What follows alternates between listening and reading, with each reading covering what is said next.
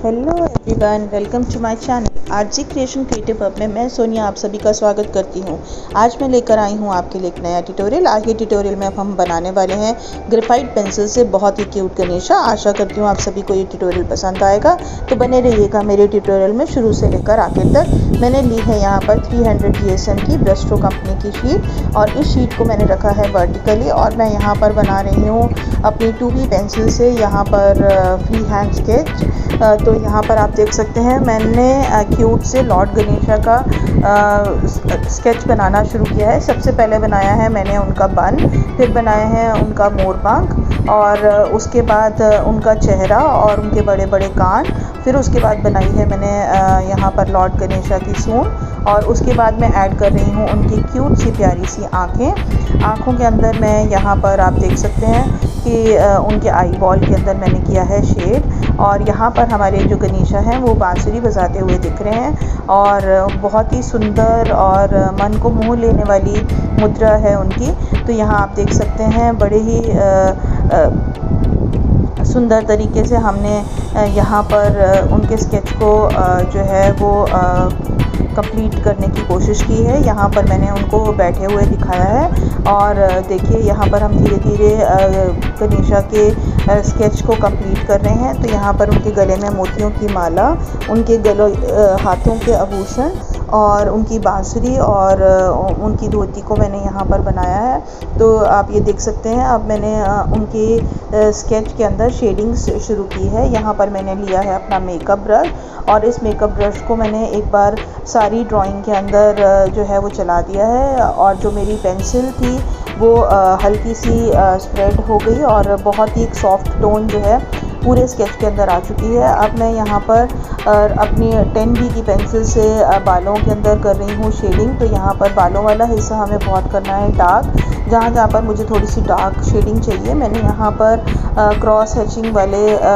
यहाँ पर शेड लगाए हैं। अब मैं कहीं कहीं पर फिंगर से मर्जिंग कर रही हूँ, प्लस मैं अपने यहाँ पर मेकअप ब्रश से भी शेडिंग को कर रही हूँ डार्क। तो आप देख सकते हैं यहाँ पर मैं अपने मेकअप ब्रश से जिस एरिया में मुझे डार्क चाहिए उस एरिया के अंदर मैं डार्क कर रही हूँ, और यहाँ पर साथ साथ आउटलाइनिंग को भी हम एक बार फिर से डार्क करेंगे, और जिस एरिया के अंदर डार्क चाहिए वहाँ पर हम पेंसिल के स्ट्रोक्स लगाकर थोड़ा सा रिपीटेटिव कर्व लाइंस का यूज़ करेंगे। तो यहाँ आप देख सकते हैं मैंने हाथों के अंदर और उनके आभूषण में और उनकी बॉडी में जिस एरिया में हमें डार्क पोर्शन चाहिए वहाँ पर मैंने डार्क कर दिया है, और ब्रश की हेल्प से मैंने उसको स्प्रेड कर दिया है। हमें शेडिंग बहुत ही सॉफ्ट रखनी है, हार्ड पैच हमें कहीं पर भी नहीं करना, और शेडिंग की टोन का ध्यान रखते हुए अपने ब्रश का प्रेशर भी ध्यान रखना है, और इसी तरीके से हम ड्राइंग को कंप्लीट करते जाएंगे। कहीं कहीं पर हम स्टम्प्स और ईयरबड का इस्तेमाल करके शेडिंग को स्प्रेड कर रहे हैं। सारे हार्ड पैचेस को हम ख़त्म कर रहे हैं। गर्दन वाला हिस्सा भी हमारा डार्क होगा, जहाँ पर कान मुड़े हुए हैं वो हिस्सा भी हमारा डार्क होगा।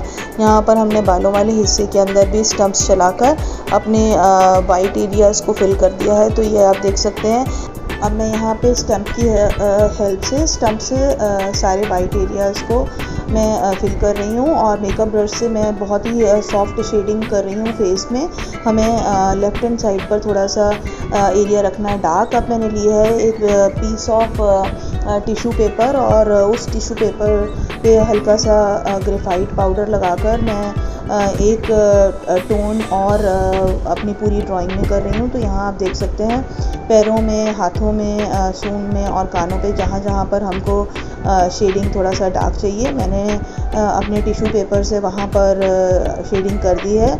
और यहाँ पर मैंने बैकग्राउंड में भी टिश्यू पेपर से बहुत सॉफ्ट सी शेडिंग हमने करी है, आप देख सकते हो लाइट टोन। और अब मैं यहाँ पर पेपर रखकर मीडियम टोन ये मैं यहाँ पर कर रही हूँ बैकग्राउंड में। देख सकते हैं नीचे का लैंड सरफेस में बना रही हूँ, और अब मैं अपने रिट्रैक्टेबल इरेज़र से जो कि डॉम्स का है उससे मैं जहाँ जहाँ पर मुझे वाइट एरिया चाहिए मैं वहाँ पर वाइट एरिया जो है वो निकाल रही हूँ हाइलाइटेड पार्ट, और यहाँ पर जहाँ जहाँ पर मुझे शेडिंग हल्की सी लाइट चाहिए मैं अपने नीडेबल इरेज़र से वहाँ पर भी शेडिंग लाइट कर रही हूँ। यहाँ पर मैंने सॉफ्ट वाइट इरेज़र का पॉइंट बना लिया है और उससे मैं सारा हाइलाइटेड पार्ट निकाल रही हूँ। जहाँ जहाँ पर पेंसिल की आउटलाइनिंग करनी है वहाँ पर पेंसिल की आउटलाइनिंग भी कर रहे हैं। अपने रफ़ पेपर को मैं साथ साथ आगे बढ़ा रही हूँ ताकि हमारी शेडिंग जो है वो कहीं पर भी स्प्रेड ना हो।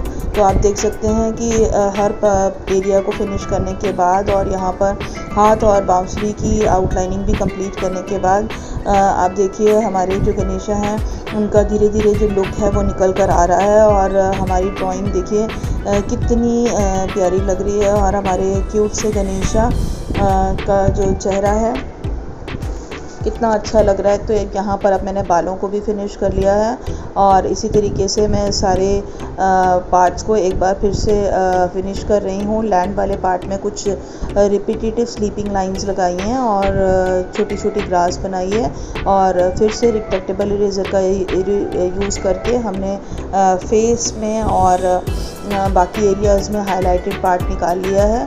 तो आप ये देख सकते हैं कि मैं अब इसी तरीके से बालों वाले एरिया के अंदर भी मैं इसी तरीके से हाइलाइटेड पार्ट निकालूंगी।